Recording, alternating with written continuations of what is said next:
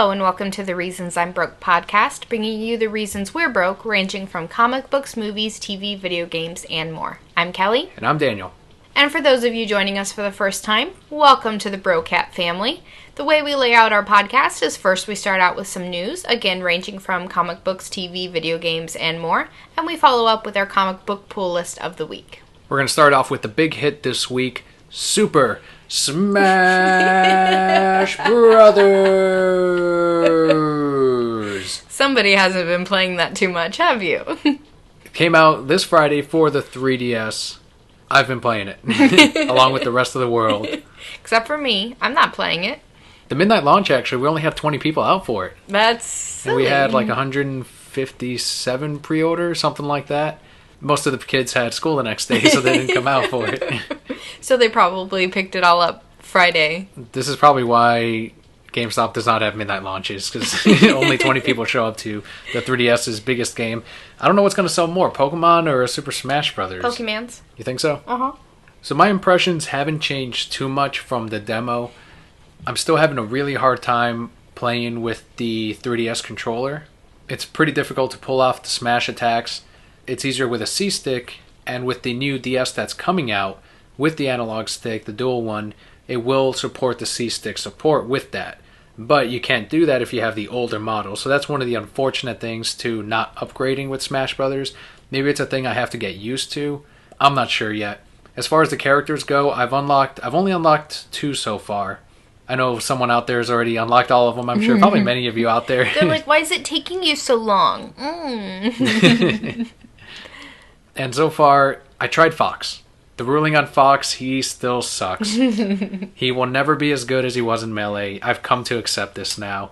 I tried out Falco. He's alright, a little too slow for my taste. I use Wolf in Brawl. So far, he's not in this, although he may be a DLC character. Turns out I'm actually pretty good with Sheik. She's got the speed, she's got the strength that Fox does not have, and she's actually a little bit heavier than Fox from what I've seen, so she can take way more damage than he can. You should just play as Pikachu all the time. You know, they weakened his Thunder. No, just play as Pikachu. It's because he was too amazing. They wanted the other characters to feel special. Yeah, Josh was telling me it's a lot weaker. Probably because people kept spamming it. People like you kept spamming the Thunder. Just Pikachu. Just Pikachu. I used to play as Kirby when I used to play. And Kirby's really good now. Well, can he fly up high and just turn into a rock and land on people? Yep. Because that's all I did. I'm really bad at Super Smash Brothers. I was playing online last night. Really good Kirby player. It's when you play online for the 4 Glory mode, it's not a time limit, or maybe it is a 5-minute time limit, but it's 2 live stock. So no matter what, you're not going to hit that time limit. You're going to end up, someone's going to die twice. And against this Kirby player, he did not lose a life, and he was really good. He or she, I'm like, holy shit, Kirby's awesome. And it makes sense because the guy that worked on Smash Brothers is actually the guy that created Kirby and the other games. Oh, yeah. He's even said he's tried his hardest not to be biased in making Kirby really good. It didn't work with the last game in Brawl when Meta Knight was amazing, and this time it looks like Kirby's even better than ever, so. I still enjoy it. I think it's a great game to have until the Wii U one eventually comes out. I can already tell you, based on the controls alone, the Wii U one's going to be better. With the GameCube controller support, I mean, you can't get any better than that. Would I say buy a 3DS for this game? No. But if you have a 3DS already and you love Smash Brothers, absolutely pick this up. It is still a blast. Next up, moving into some Pokemon news, other than Dan should play as Pikachu in Super Smash, the Pokemon trading card game has arrived to the iPad. This is great news. The online game on the computer, you have to unlock your own individual cards. Anytime you buy a booster pack, which they're $2.99 each, you get a special code to unlock a virtual pack on the online game. And those are not going to be the same cards that you pull from your booster. So it's kind of like a second chance to get some really good cards. In case you pull a crap booster, you know, you can still use the code and get something good online. Now that it's on the iPad, you can have the trading card game on the go. You can play against the computer. From what I remember, you can play other players as well. And it's a great way to learn the game, because the game obviously won't let you do any moves that aren't valid. You can see exactly how the game works, and it's the perfect way to get back into it if you haven't played in years. That's really, really cool. But then you can't, draw out your card on a piece of notebook paper. Yeah. Be like, no, this is really what it is. We used to go to Pokemon League Oh man, it's been years now. And there was a kid who would just draw out the cards he didn't have on notebook paper and be like, well, if I could find the card, then I'd have it. The worst was when they wouldn't write on the piece of paper which card it was. Like, I understand you're trying to build your deck, so you put in some placeholders to see if it'll work in your deck before you go out and buy the card. Well, one player, he just had a blank card, and he's like, well, this is my Mewtwo EX. It's like, how do you know? You could just say it's whatever card you need at the moment. Mm-hmm. I was like, that's bullshit, sir. I remember I got from something, I don't even remember, like a giant-ass Dialga card. And I wanted to play with it so bad. Like, turn over that blank piece of paper and be like, hold on a second. Boom! Somehow shuffle it into your deck. It'd be great. I'd be like, find a card. I wonder which one this is. It would have been magical. Wrap it up in a trash bag. Like, you don't even have a protector for it. Yeah. It's got to be one of those gallon Ziploc baggies. Yeah. So I think it's great. I wish it came to Android tablet devices. I think getting an iPad, if you have an iPad already, definitely download it. It's a great game. But for now, let's see if it comes out to other platforms. I personally enjoy the Android devices more. I want the speculators to be like, what? Disney's buying Pokemon? How would they come to that conclusion? Because Apple and Disney are real close. And now Pokemon's on Apple. That'd be insane. That'd be amazing. You'd see Pokemon in Disney Infinity? I'd see Pokemon in the parks. I'd be like, yep, I'll work there. I'll work in a Pokemon Center, no probs. If there was a Pokemon theme park, what ride would you want to see? I would want a badass Gyarados water ride. Yes. Comes out of a waterfall, like an animatronic Gyarados, like in Pokemon Snap. Just take the Jurassic Park ride from Universal and replace it with Pokemon. Done. Just a Gyarados that pops up at the end and sprays you. And I'd be like, no, Gyarados.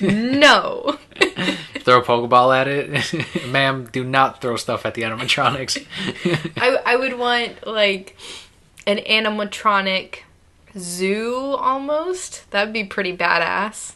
Or they could just, like, paint real animals and call them Pokemon, and I'd be okay with it. They could have a Pokemon Center where you can go and relax, battle other people, have Wi-Fi. That'd be like the healing, you relax there, have some food. The gym battles, they can be like their own obstacle courses, because you already go through that in the game. So you can have like a physical obstacle course, and you get to the end, and maybe they'll give you like a little metal badge or something. There'll be someone there that can play games and fight against you. He's a legitimate gym leader. That'd be Anekin's roller coaster ride. Yes. Oh, that'd be so cool. And then there needs to be like a kind of carnival section where you could pull games from the Pokemon Stadium. That would be awesome.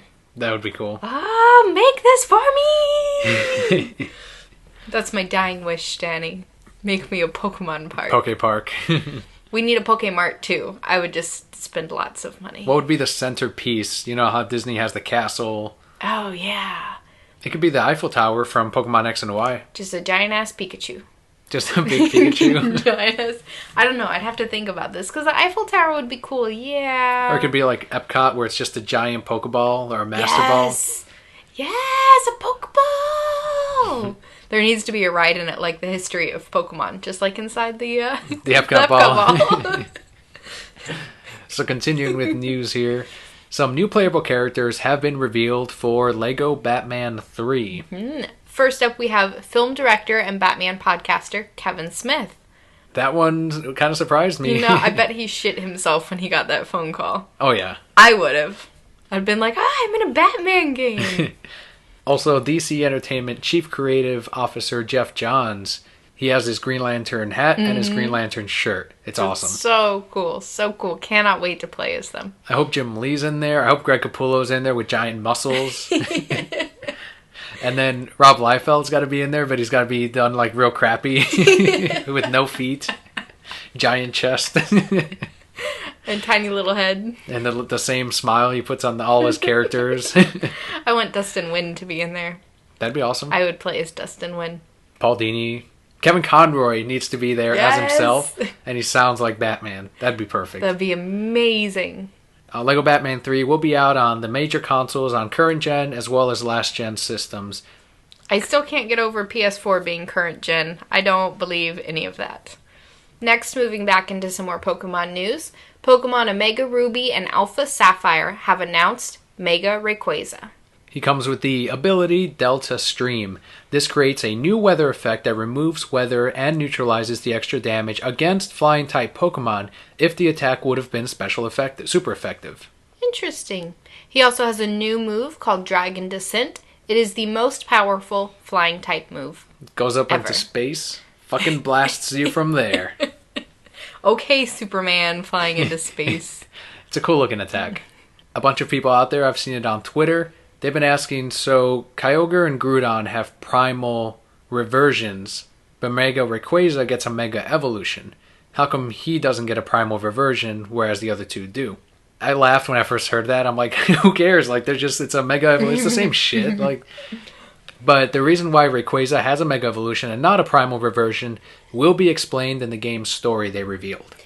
It's because they just wanted to give him those stringlings. The little things? Yes, he has like little streamers coming off of him. So are you part of the crowd that says he's over-designed? I never used him. I'm like, Ray who? Well, I mean the new design for the Mega Evolution. Sugar Ray? Sugar... Yes. That's what you'd nickname him. I think all the Megas are over-designed. Every single one of them. Like, they just said, what else can we throw on here and make it look cool? Yeah. No. So, no, I do not like his stringlings. A Broquette on Twitter said, I just think it's a very shitty-looking Mega. And I said, well, most of them are. Like, let's be fair. Most of them look pretty shitty. The Slowpoke one was the best I saw. Slowbro. It's pretty awesome. That's the only one that I've liked so far. I think Mega Lucario looks alright. I don't like Lucario or Mega Lucario, but it's a pretty cool design. Ampharos wasn't bad, because he was Ampharos Jefferson. Yes, absolutely. There's some cool ones, and Mega Gengar. Yeah, I think he's cool too. Yeah. But like I told him, if the design really bugs me that much, I won't use the Pokemon. Right. But if it's a cool looking Pokemon like Mega Swampert, I'm all for it. Plus it's a competitive Pokemon on my team, so it's win-win. I saw a funny fan comic the other day where they were in like the Pokemon, it was a round table where they were coming up with new ideas. That's what it was. Sorry guys, it's late. They were coming up with new ideas. And someone came up with a really good idea. And the guy's like, or Mega Evolution. And I'm like, this is exactly what I feel like they do. Like, there's so much they could do. But no, let's just Mega Evolve them. So are the fossil Pokemon like Aerodactyl, does that count as a Mega Reversion at the moment? Or a Reversion Evolution? Is there like a true form to Aerodactyl that would exist like in the current timeline for Pokemon? Or am I thinking way too much about this? I don't think that Aerodactyl should have a Mega Evolution. None of the fossil Pokemon should have a Mega Evolution. Aerodactyl already does. Well, I know, but he shouldn't. Because the Pokemon now have Mega Evolutions because we're discovering these stones, and these stones interact with that Pokemon, but the stones that would interact with fossil Aerodactyl would also be fossil. So how do you find them? And just no. There's just too much. I think there's way too many Pokemon. They don't need to keep making more. They need to keep making more. They don't need to keep... We're going to have like thousands of Pokemon by the time I die. Yes, we will. And I will still be playing the games going, in my day, they were just a mouse. Because if they made a Pokemon game with only the old Pokemon and no new ones, they couldn't sell you the same game, which it is. It's the same game over and over again, but they have new Pokemon and new abilities. They have to add that stuff. Sir, I have the same team every game. They sell me the same game, and I keep buying it. What's your team every time? There's always a Pikachu and a Lapras. You always have a Lapras. And I always have a Pidgey. Not a Pidgeot. Pidgey. A Pidgey. Well, I start out with Pidgey. It gets to a Pidgeotto. But there's always a Pikachu and always a Lapras. There's usually a Dragonite. You love Dragonite. I love my Dragonite. And then I typically keep the starter. I pick like my favorite starter and I keep them. And then there's usually a ghost in there somewhere. Very cool. Same team. You sell me the same game and I keep buying it. Speaking of which, thanks to Josh from the arcadearchives.wordpress.com. He's an artist on there, does these great video game cartoon strips. We've talked about him before. He gave you Pokemon Silver at an awesome for an awesome deal. I'm so excited. Thank you so much. I don't know what happened to mine, but now I have this great new one, and I already have a Pidgey and a Cyndaquil. I named Jalapeno and Nugget. Some great nicknames. The theme this time is food. Last time it was Dragon Ball Z, I think is what I named them all. If you catch a Snorlax, you gotta name him Rice Cake. Why Rice Cake? Something that does not fit him at all. Celery. Protein bar. Post-workout snack. Now I just want to catch them just to give them food names. If you guys think of some great food names, send it over to Twitter @ReasonsI'mBroke.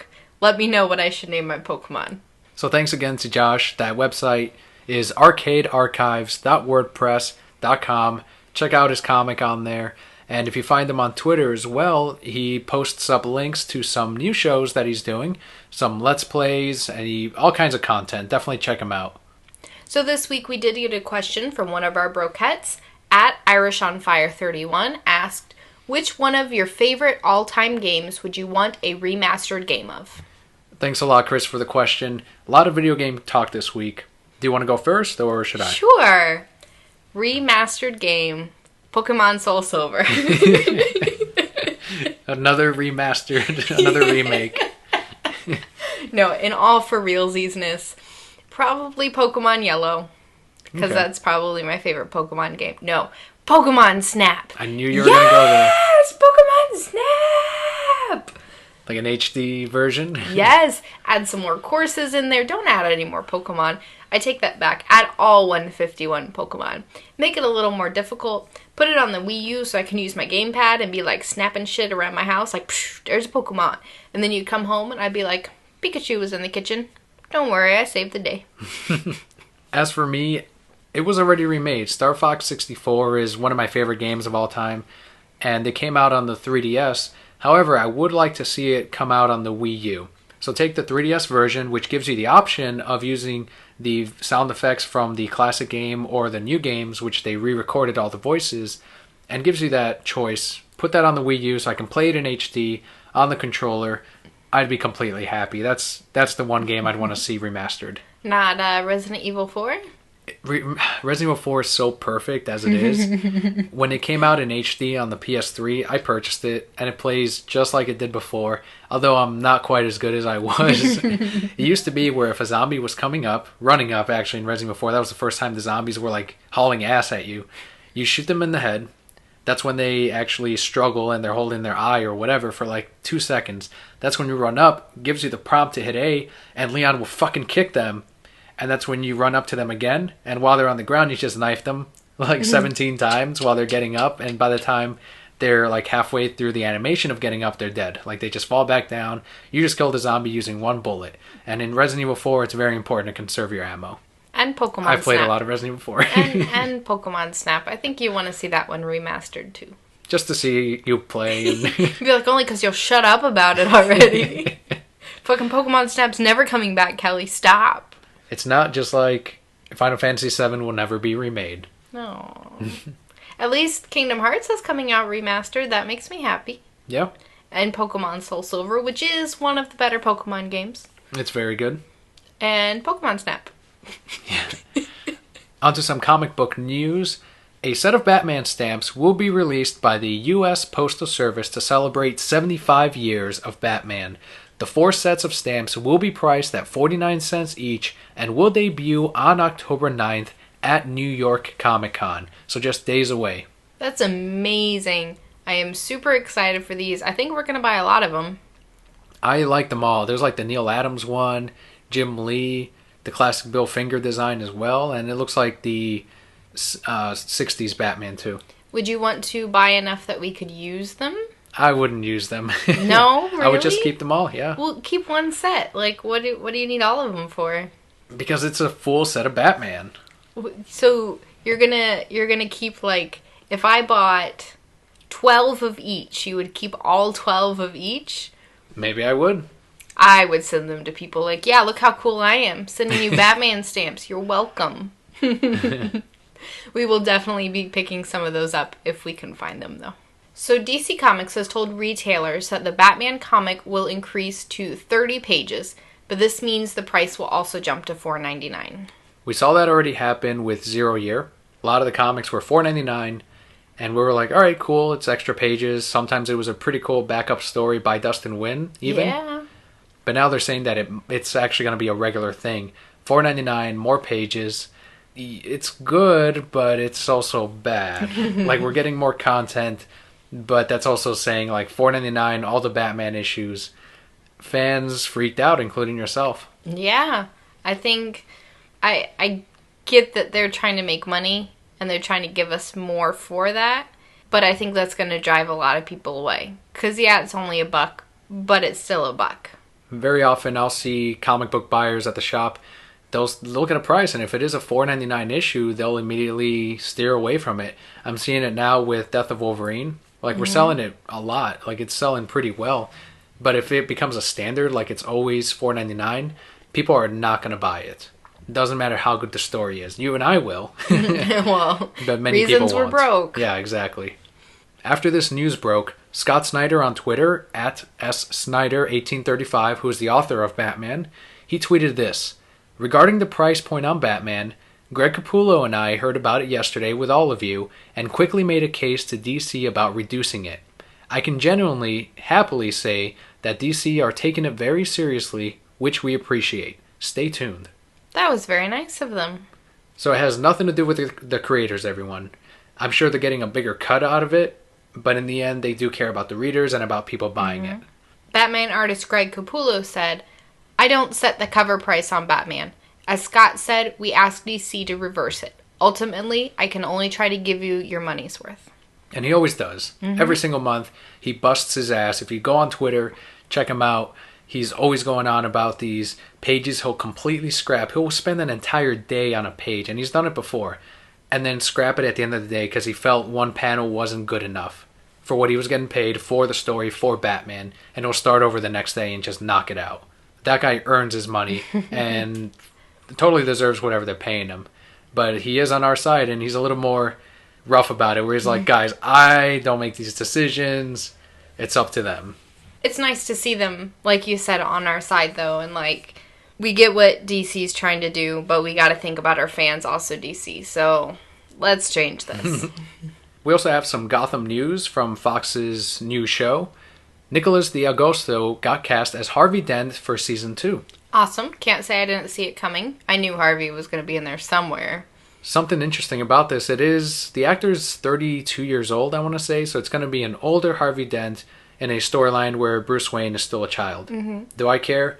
No. Nope. Gotham is doing its own thing, setting up its own storyline. It does not have to follow the comic, nor should it. If they feel like they can make a better story out of making some changes, by all means do it. We saw the second episode, way more impressed than we were with the first one. Agreed. It's still telling a great cop story, which is what I like most about this. Yeah, Batman's there. Yeah, Selena Kyle's there. But it's about the cops. Going back on Selena Kyle, how do you think she did now that we see her actually in a speaking role and just handled way more in the episode? I loved her character. Really, really liked her. You get to see a lot of her background, and I think we're going to learn even more about her. But you can see the manipulative ways that she's going to have when she's an adult. She has here, too. In the one scene where Bruce Wayne is burning himself with the candle, Alfred grabs him by the hands and says something like, "What are you doing, you stupid boy?" and then stops and hugs him. Online, a lot of people have a problem with that. They feel like Alfred would not say that to Bruce Wayne. It's very out of character. But this is an Alfred that's still growing and learning because he is left with just this kid. And in the same episode, he says, I don't know how to really get to him or control him or raise him. And he asks Gordon for help because Bruce does look up to Gordon. A thing that you have to realize, too, is Alfred's also dealing with the death of the Waynes. These were people that he had come to care about. This was his family. And he's having to be strong for Bruce. But that's really tough. You know, to constantly have to hide that. Yeah, something like that's going to happen. There's going to be a moment where you let that emotion overtake you. So he's dealing with their death, and now he's worried that the same thing is going to happen to Bruce because of everything that he's doing. So still a great show. I think if it continues this way, it could be one of our favorite shows on television, easily. I also found out that Constantine will be on Hulu. And I can't wait. I know you hate Constantine. Are you going to see that? You said you would see the first episode after watching that trailer. And I'll hope he dies the whole time. You really don't like him. I don't like Constantine. He's horrible. It'll be fine. It's horrible. Don't wave your hand at me dismissively like, oh, silly woman. Stupid Constantine. If they made a baby Etrigan show, I would watch that. So a movie that we finally got around to seeing this week was The Amazing Spider-Man 2. As always, we'll share our thoughts on it and then see what some of the Brocat listeners out there have to say. You go ahead and go first. You're the bigger Spider-Man fan. It was okay. It was just okay. It has a lot of problems. The things I like first, Andrew Garfield. As Spider-Man, there were some moments on there where I'm like, this is probably the best Spider-Man. There are times in which he did a better job than Tobey Maguire. There were a lot of times he did better than Tobey Maguire. Like when he's interacting with the people of New York, like I thought that was great. It was very much like Spider-Man. His Peter Parker, I didn't really care for as much. The fighting scenes, I absolutely loved. Like, the action scenes were great when he was fighting Electro. Like, I just couldn't help it. I'm like, these look awesome. Like, yeah, they're completely CGI, but it's done really well. They spent so much time, especially on Electro and his special effects and the way he looked. It looked realistic. I did not once think that looks clearly like a computer. Those close-up shots, and this is why they were successful with it, because they did color him, blue and as a base when they were filming the movie, and then later on they added the special effects, the lightning and everything on top of the makeup. That's why it worked, because it was a merging of the real life special effects and then the computer generated ones. So that was amazing. Do you want to talk about the things you liked first? And then we'll go into the... Okay. Things I liked. I agree. The fight scenes were amazing, especially that last one when Electro and Spider-Man were fighting. And everything was exploding, and it was slow-mo, and it was... That's the noises that it made. Gorgeous. The way they handled... We're not spoiling anything, right? At this point, spoil it, because the movie's been out for months. We're just behind on the times. The way they handled Gwen Stacy's death, I thought, was amazing. It was beautiful, and it got me right in the heart. Oh, right in the heart. The little spider web that forms a little reaching hand. Now, you just leave that little reaching hand alone.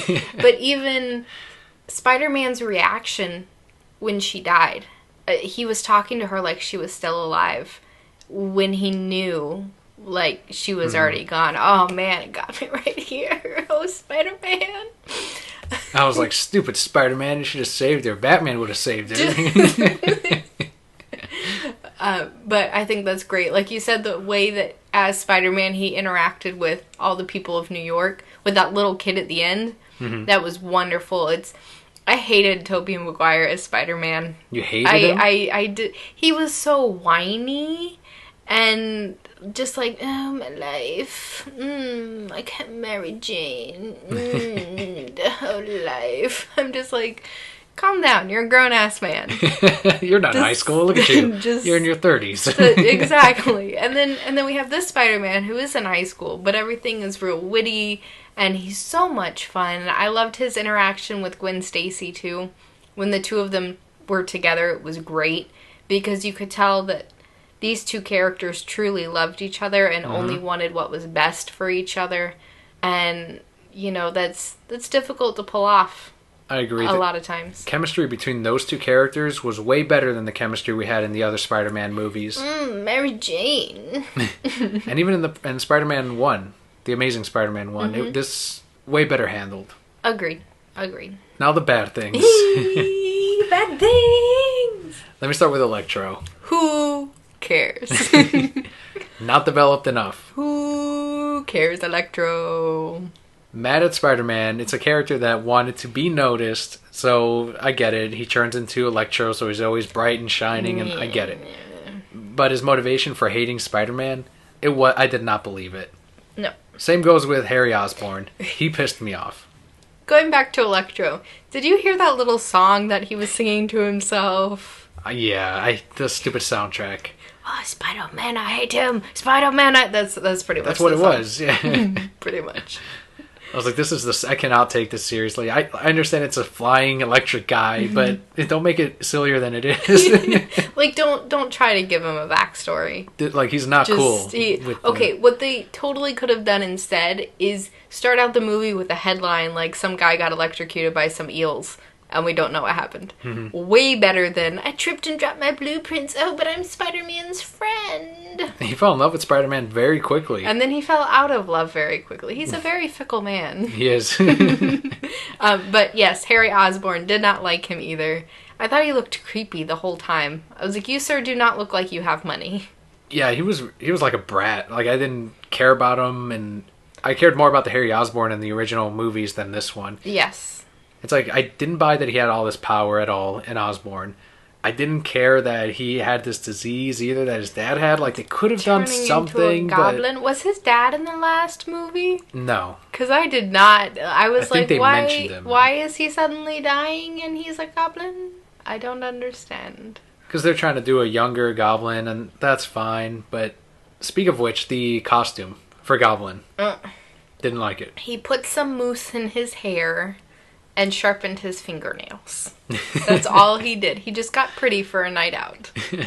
I liked Electro's. Like, I know it's way different than what they did in the comics and in the cartoon, but it looked pretty cool. He looked like Dr. Manhattan.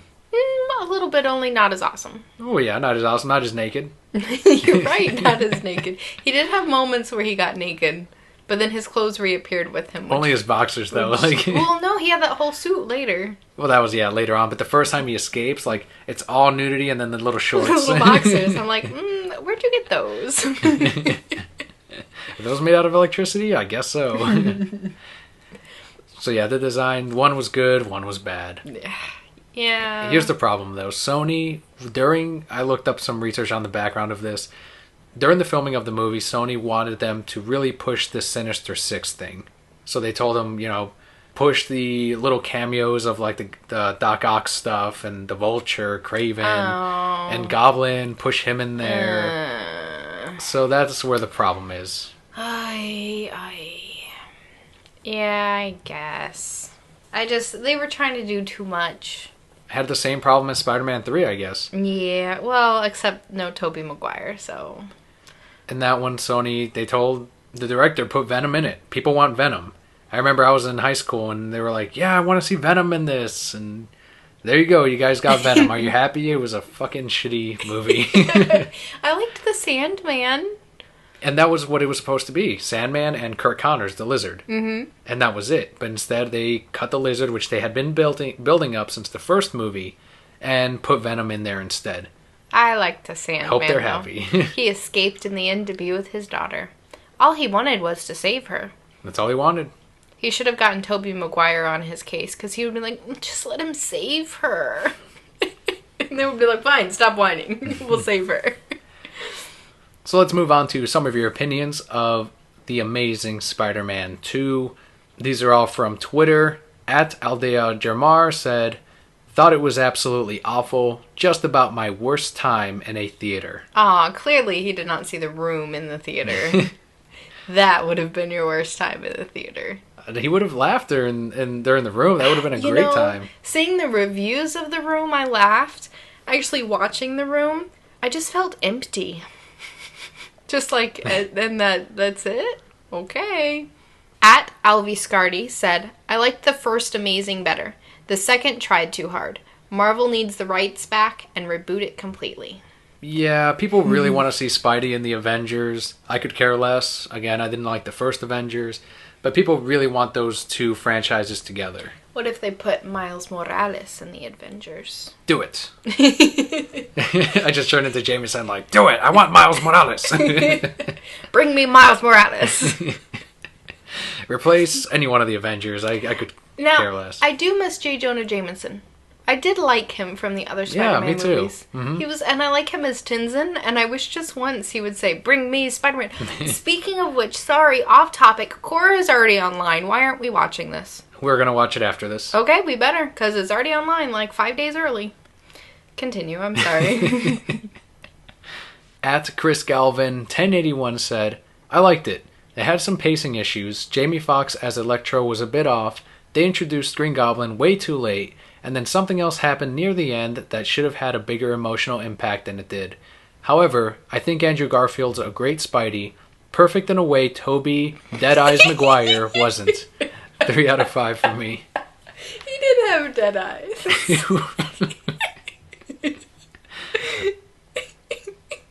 The only thing I got out of the Spider-Man Tobey Maguire ones was that upside down kiss. As a 13-year-old, I thought that was just the best thing ever. There are some things that Andrew Garfield does do better, but I never had like a huge problem with Tobey Maguire that people seem to have right now. Like it all came recently. And Tobey Dead Eyes Maguire. Because we didn't know what was better, Dan, and now we know. It's true. At the time, that was the best superhero movie ever, Spider-Man, and we loved it. Like that's all we had. I remember, like I saw each of them like 3 times in the theater because everyone's like, "Oh, this is great," and I'm like, "Okay," and now I see this one, and I'm like, "Yeah, Tobey was pretty bad." Especially in that third one where he just sat in his room. Or he was dancing on the street. Everyone brings that up.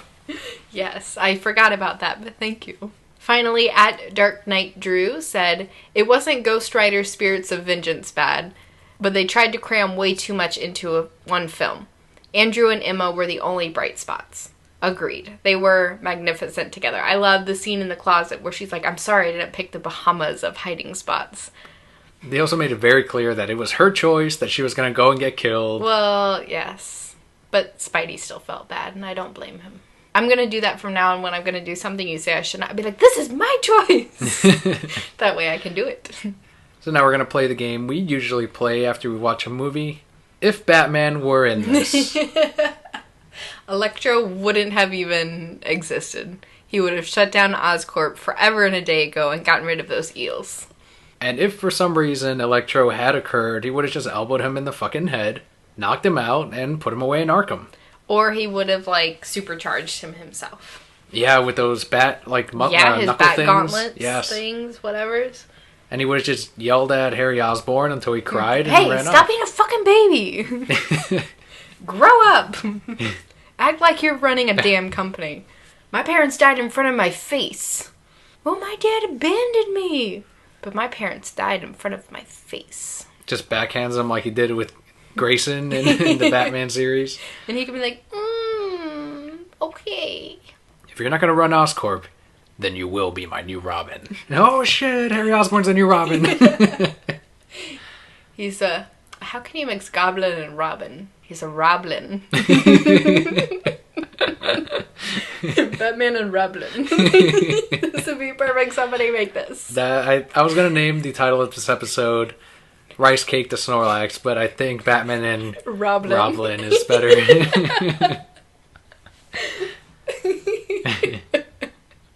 Good for us. If you want to share any thoughts on Twitter or ask us any questions to share on the next episode, find us on Twitter at ReasonsI'mBroke, or if you don't have a Twitter, Facebook.com/TheReasonsI'mBroke. Now we can move into our comic books, my favorite part of all the podcasts, where Dan tries to pick my pick of the week and can never guess it right. I did it last week with Saga. Well, unless it's a Saga week, let me finish my sentence. Unless it's a Saga week. But this is not a Saga week. Okay. So go ahead and try and pick out my pick, but you won't. So first up, we're going to start with our indie books. We have Adventure Time number 32. This is written and illustrated by Kat Leth. I feel like it's been a really long time since we got the comic before this, because I kind of forgot what happened. Maybe he stole my memories too. So there was this weird brain tentacle thing. We'll call him Tentabrain. Yes. Who, in the previous issue, the end of it, Finn wakes up and he's like this old man now. Anyway, it turns out Tentabrain just let all his memories stew and then stole all his memories for the last 5 years. Yeah, it's a great start to an arc. I always like when they visit like the future Finn and Jake with his metal arm. Yeah. And then the jokes in there. Why is a tree growing under his metal arm, by the way? I didn't get that either. But, like, some of the jokes in there, too, are really funny when he has, like, 2 girlfriends, and then someone later emphasizes, like, what do you mean I didn't say they were girls. I didn't say they were girls. And I'm, like, just laughing the whole time. So that's a lot of fun. It was a very fun issue. I I do like what they set up with this, and I really can't wait for number 33. The ending of this was great. I'm like, what are you doing, Finn? But I think this also, for me, further emphasizes Princess Bubblegum and Marceline's relationship. I think they're really pushing that in very subtle ways, but it's there. Just do it, writers. Just do it. They merge their kingdoms, like, for real. What was it? Like, they need to just come out and say it. Like, these two, here, they're all coming out of the closet. They're gay. All right, fine. Stop teasing us. Next is Silver Surfer number 6, written by Dan Slott, art by Mike Allred, colors by Laura Allred. Still one of the most adorable comics ever. Only because it had love interactions between the Silver Surfer and Dawn. Only the best thing ever. So, Silver Surfer finally goes on a road trip with a woman, and you can tell he does not like it at all. He's not having fun. The little aspect of having a human around when you're essentially immortal is pretty hilarious, and Dan Slott explores this. Takes a good amount of time to write out this really funny joke, and I really appreciated it. And then later when they actually get to the plot of the story where they visit a perfect world where they essentially have everything perfected, including what job you're going to play. They rank the best, say, officer, the best fighter, the best ice cream maker, and it's all there. But when that imbalance comes about, that's where that conflict comes between the people on this planet and the Silver Surfer. And it was really funny. It all stands on its own in one issue. It doesn't necessarily continue into another one, although we do see what's going to happen next. But you don't have to pick up number 7 to enjoy this issue, number 6. Agreed, yes. Very, very sweet issue. I love the way that they're developing their love story. It's going to be wonderful when we finally get to the conclusion of it all. Next up, we have Thor number 1. This is the first Lady Thor. So this one's written by Jason Aaron with art by Russell Dodderman, and colorist is Matthew Wilson. On Twitter, @SwordfishShow asked, how good is Thor number 1? I can't wait for you guys to review it. Thank you so much for the question. You can check out his YouTube channel @PurpleSwordfish, or if you just go on Twitter, Swordfish Show, you click on the link, sends you right to his channel, does a lot of Let's Plays, gives us a lot of support here at Nerd Up Media as well. So let's answer his question. What did we think about it? I really enjoyed it. I did too. If Lady Thor is who I think she is, then I'm going to enjoy it even more. I agree. I didn't catch on until you pointed it out. But to start it out, we don't read Thor. We haven't been reading Original Sin either. Longtime listeners know that we actually don't pick up too much Marvel. We mainly stay to the DC because of Batman. But we gave this a shot. You were really intrigued and excited about this. Strong female characters, yes. Exactly. So we start out. It does a good job catching you up. In case you didn't know or didn't read any of the other stuff, Thor is no longer worthy of wielding the hammer due to something that Nick Fury whispered in his ear. Whatever it was, we still don't know. Whispering? See, that's the thing. We didn't read Original Sin. Thankfully, my coworkers at the comic shop caught me up on it. So yeah, it was Nick Fury. We don't know what he said to him. Lost his hammer. Yes, in a weirdo twist, not only can Thor not pick up the hammer, but Santa Claus dad can't pick up the hammer. And some other 2 weird guys can't pick up the hammer. Nobody can pick up the hammer.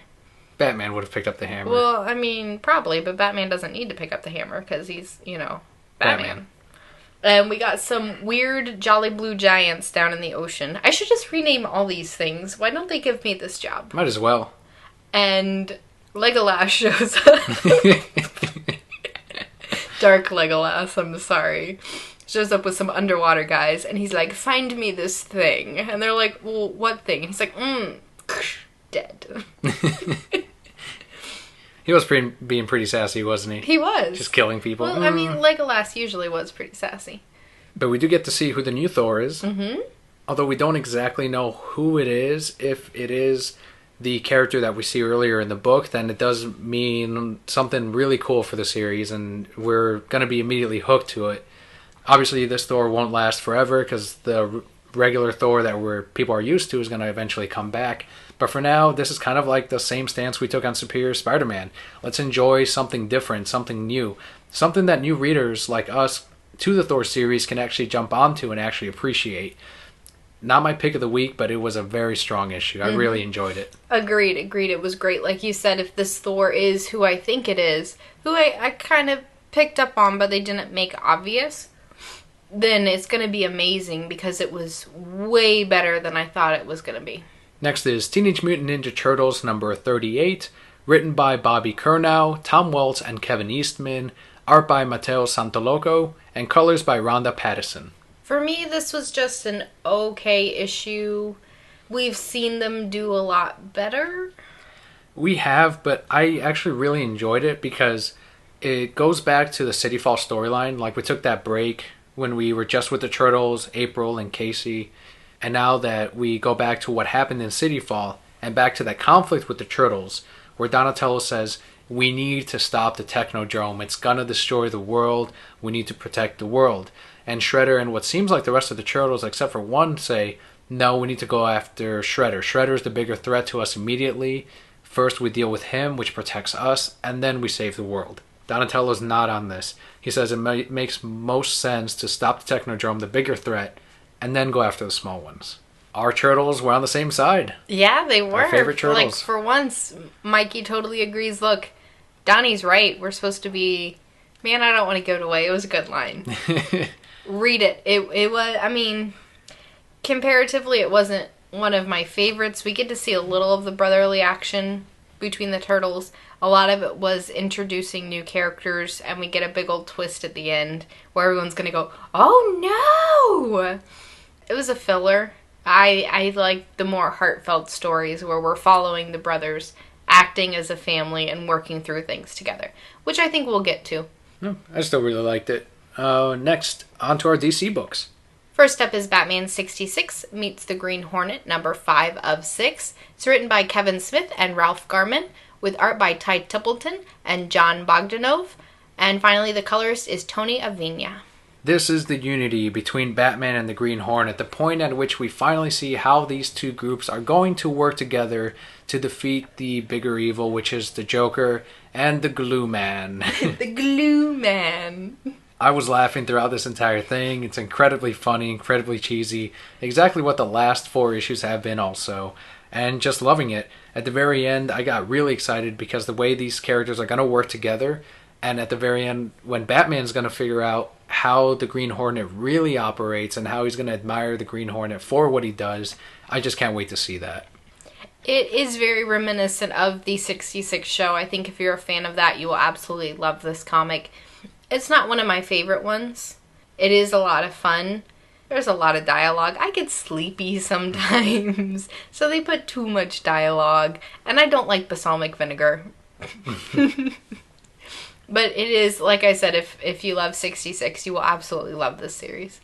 Next is Batman Superman number 14, aka Superman Loves Batman number 14, written by Greg Pak, art by Diogenes Neves and Mark Deering, with colors by June Chung. This is Superman Loves Batman again.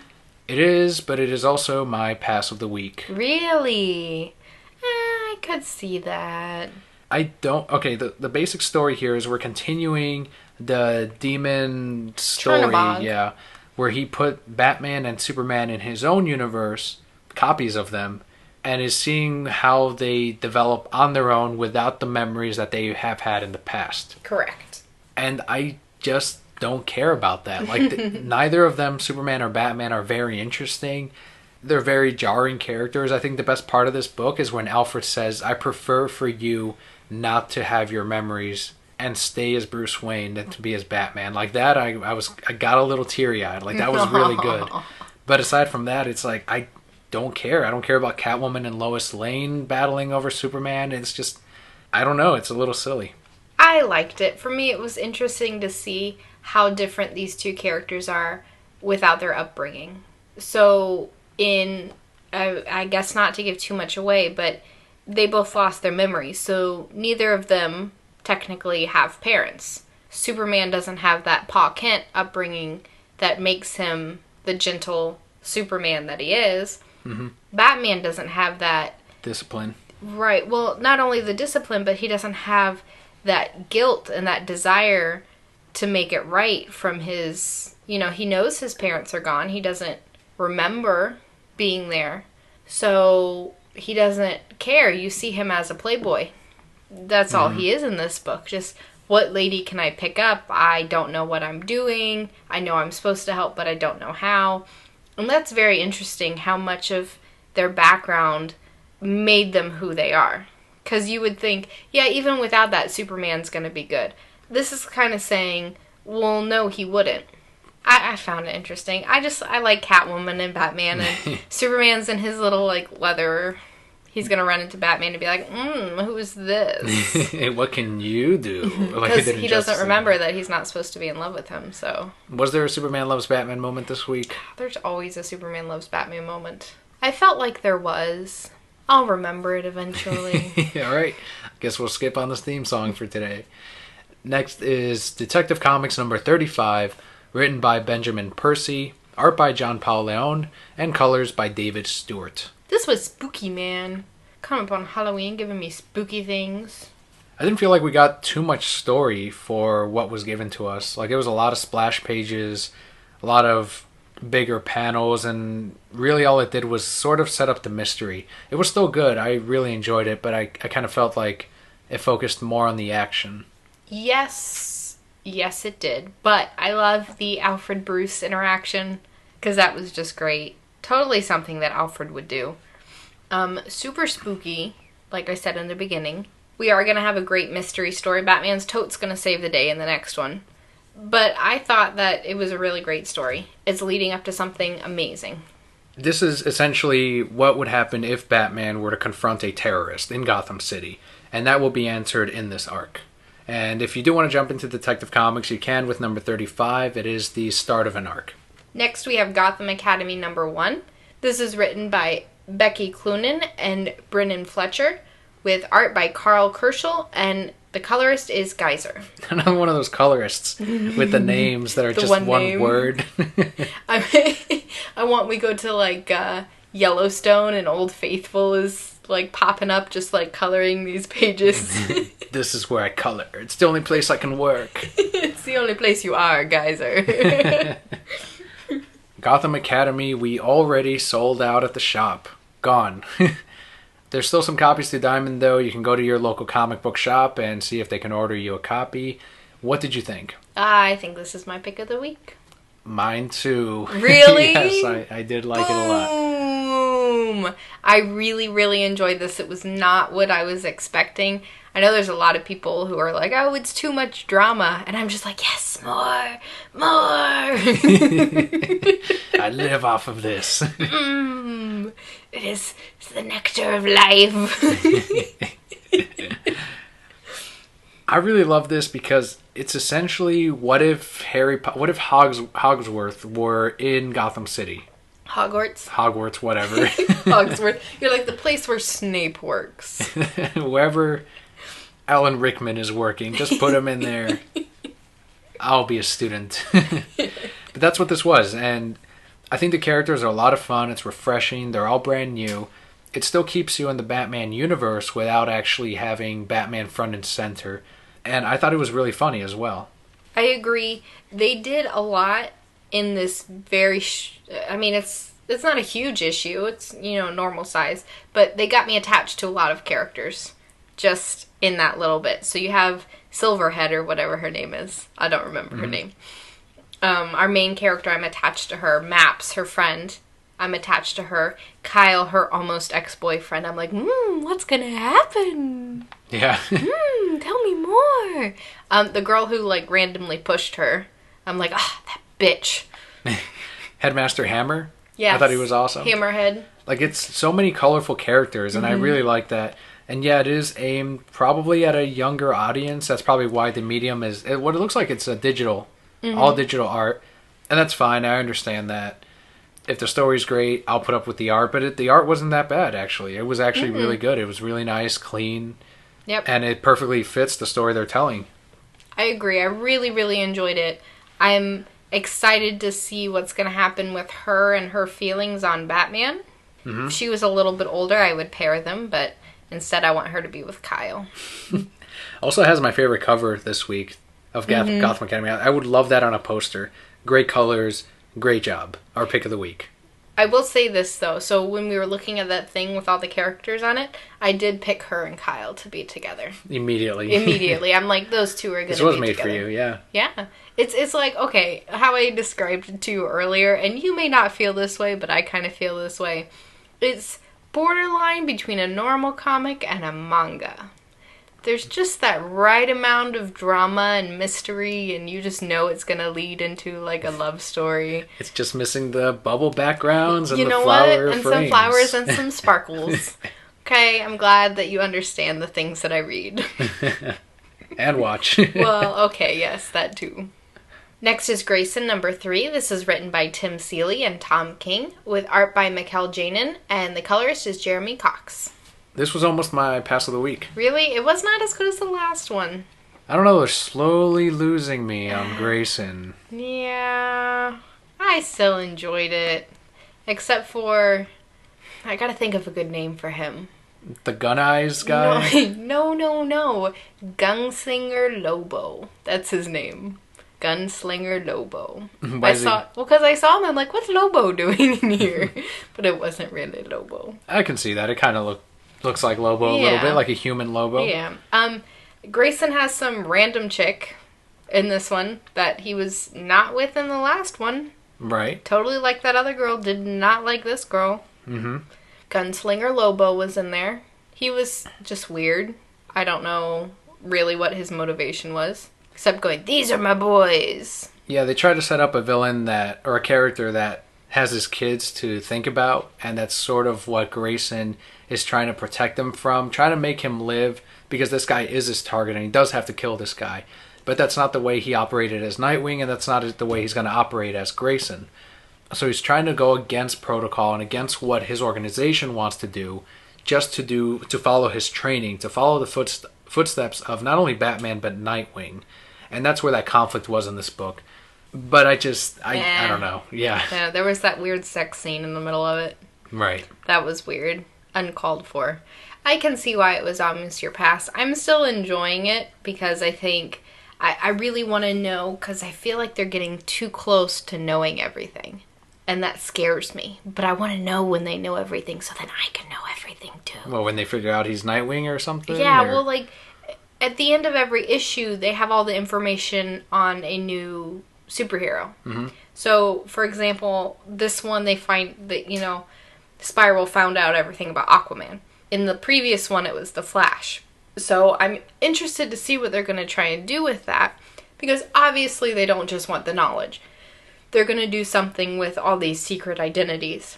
And I'm like, no, you have to be taken down, Twisty Face Man. The elusive man, not really, the twisty man. The mysterious Twisty Man, sir. Next is Justice League number 34, written by Jeff Johns, art by Scott Collins, colors by Andrew Dahlhaus. I'm surprised this wasn't your pick of the week. Really? I actually didn't like this as much. Really? But you always like Luthor. I love Luthor, and I like some of the scenes that they set up here. The stuff with Power Ring didn't really add too much to the book, other than to tell us that she's still not really in control, but she's slowly gaining that. But I felt like the heart of the book was in Luthor, in which he's starting to learn what it means to be a member of the Justice League. And as he's doing this, the Justice League is coming up with a plan to actually get rid of Luthor. All headed by Batman, of course. Well, of course, because Batman's Batman. But Luthor has plans of his own. Yes, it did have a great reveal at the very end of the issue. Yes. And, no, Ice Freezy Man also has things going on, too. Mm-hmm. Everybody's got things Captain going Cold, on. Yeah. This is almost more dramatic than Gotham Academy, which was pretty dramatic. It was. Not my pass of the week, not my pick of the week. But it does get me very interested to see where the next arc is going to go, because some people wondered where the certain character went after Forever Evil. Looks like we're going to find out. Mm-hmm. And our final book of the week is Tiny Titans Return to the Treehouse. This is number 5 of 6. Written by Art Baltazar and Franco, with art by Art Baltazar. That's not a mouthful. Was this your pass of the week? Probably. It was better than the last 4. Trigon was hilarious in this. Trigon was the only good part. I didn't care about that kangaroo lady. Deathstroke was hilarious in this. Well, Deathstroke was cool too, but just the plane, Really, guys? The Coconut Justice League were hilarious in this. You just think everything's hilarious. It's a funny book. I love it. This one was better than the previous ones. I will give you that. And they didn't say all yeah once. They did not say all yeah once. I think I liked it because there were less inside jokes in this one. Okay. Probably. Because you really have to listen to their podcast to enjoy it. I didn't. I don't know. But I'm glad you enjoyed it. I do. Sad to see that it's going to have one issue left, but, for you, it'll be a good thing. No, I didn't say that. It is light. I usually start out with it because it gets me in the reading mood, because it's a very easy read. This one was humor-ish. I will say I enjoyed it more than the others. It was still probably my least favorite comic of the week. So that was our last book for the week, and that is it for the podcast also. To summarize, my pick of the week was Gotham Academy #1. That was my pick of the week as well. And my pass of the week was Tiny Titans Return to the Treehouse #5 of 6. And my pass of the week was Batman Superman #14. You mean Superman Loves Batman #14? Exactly. Thank you all out there so much for listening. One way you can support us is by leaving us a review on iTunes or on Stitcher. If you do, we'll share it on the podcast here and give you a shout out. Thank you to everyone who gave us a question of the week. If you have one yourself, please head over to Twitter, search The Reasons I'm Broke, and you can ask us a question and we'll talk about it next week. If you'd like a link to all of our social media places, you can head on over to nerdupmedia.com. We'll have links to Facebook, Twitter, Stitcher, TuneIn, everywhere we're at. But we'll also have links to all of our other great shows on Nerd Up Media. Other podcasts, a great Let's Play channel. There's the Lazy Gaming Guys, Those Two Jerks, The Read Pile. All great shows, all a part of our Nerd Up Media family, which all the Brocats are a part of too. As always, guys, thank you so much for listening and for your support every week. I'm Kelli. And I'm Daniel. We'll see you next week.